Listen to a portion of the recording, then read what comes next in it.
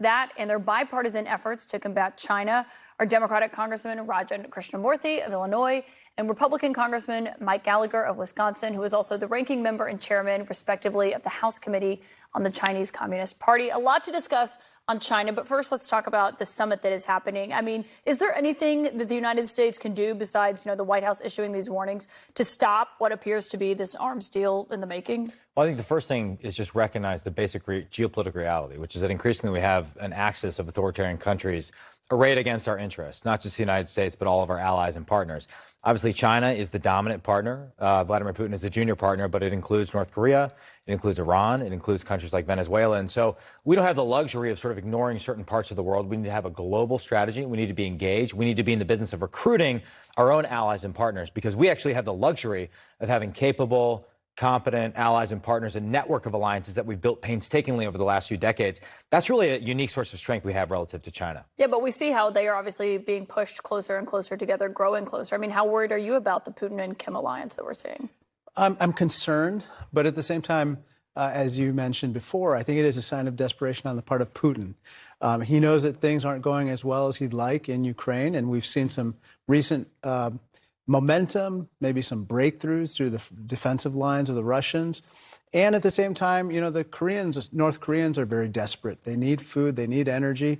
But what they're going to supply aren't necessarily the best artillery shells in the world. Published reports show that a lot of this stuff doesn't even reach its intended targets, which tells me that, both sides are desperate. And so although we want to treat this appropriately, and he is breaking sanctions by potentially selling arms to Russia, I think that we don't want to overreact either. But would there be consequences for breaking those sanctions? I mean, or just seeing that this is this desperate act? I think there should be. Certainly, we can do a better job of enforcing our existing sanctions regime, potentially expanding it where necessary. One thing we've contemplated for years, which should be on the table, and we're talking about North Korea, Russia, but traditionally, North Korea gets an economic lifeline from China, and secondary sanctions on Chinese banks and businesses that abet the North Koreans' regime's destabilizing behavior, I think, should be on the table going forward. Obviously, China borders both Russia and North Korea.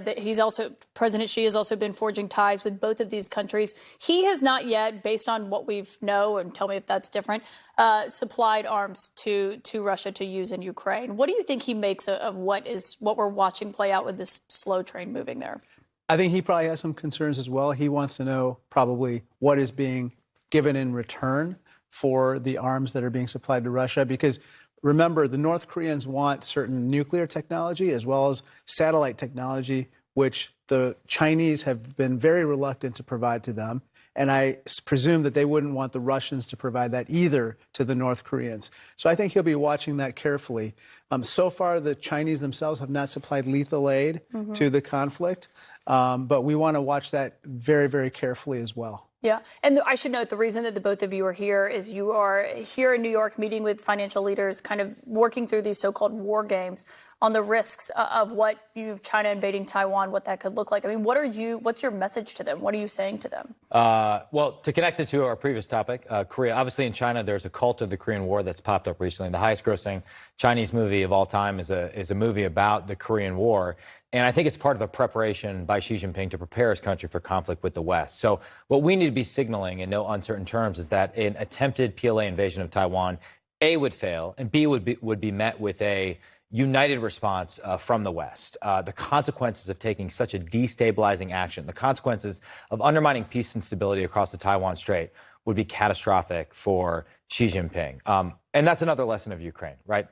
Obviously, deterrence initially failed in Ukraine. The cost has been enormous. We need to ensure that Taiwan's future doesn't become Ukraine's present by doing things like arming Taiwan with Harpoon missiles, replenishing our stockpiles of long-range precision fires, and doing what we tried to interrogate earlier today, which is what are the financial and economic levers we can pull now in order to put ourselves in a more advantageous position, again, with the overall focus of deterring a war with China, which would be catastrophic. China has been having a ton of economic issues back at home. And President Biden, when he was just wrapping up his trip in Vietnam, he was asked if he thought that would deter them from, or make it more likely that they would move on Taiwan. He said no. Is that something is that an assessment you agree with? Or do you think it could make someone who is very risk averse less risk averse? Potentially. I mean, if Xi Jinping thought his economic back was against the wall and he didn't think that he could repair what's happening in China, which is a dismal economic situation, it's quite possible he could resort to the nationalism card. And that would be very dangerous, as you know. It would be a horrible day for the world were an open conflict to happen over Taiwan. And so Mike is right that we have to do everything we can to deter that from happening. At the same time, we need to work with our partners and friends and allies in the region to weave an economic partnership as well that makes it more likely that China will actually play by the rules of the road economically and not just militarily, because as you know, they engage in dumping, cyber theft, intellectual property theft, and other types of moves that really hurt our economy. The last point is, unfortunately, a lot of American dollars through investments in Chinese companies actually fuel crackdown on human rights in China, as well as a buildup of the PLA.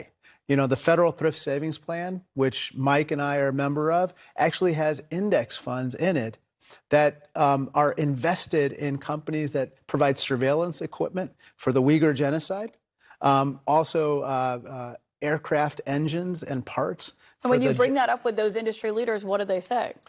Well, basically they say, first of all, it's in our fiduciary duty to actually be investing in these things, which is completely ridiculous. I don't think it's in the best interest of federal employees to be investing in these types of companies. And then secondly, it's up to us in Congress also to legislate to make sure this doesn't happen. So this is one of the reasons why we're here to talk about this, to explore what needs to be done, and to prevent us from fueling or funding, you know, the very things that we don't want to have happen in China. Is that message breaking through?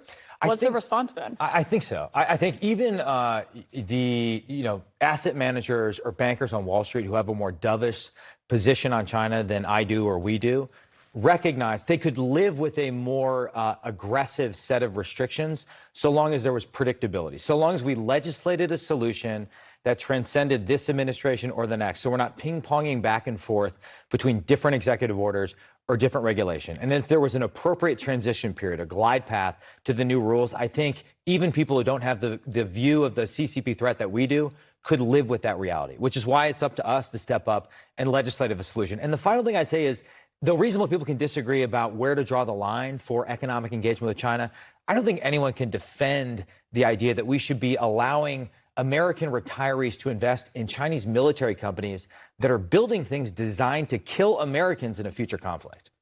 Congressman, it's an important bipartisan issue, clearly, to both of you. So thank you both for joining me on set tonight. Thank you, Caitlin.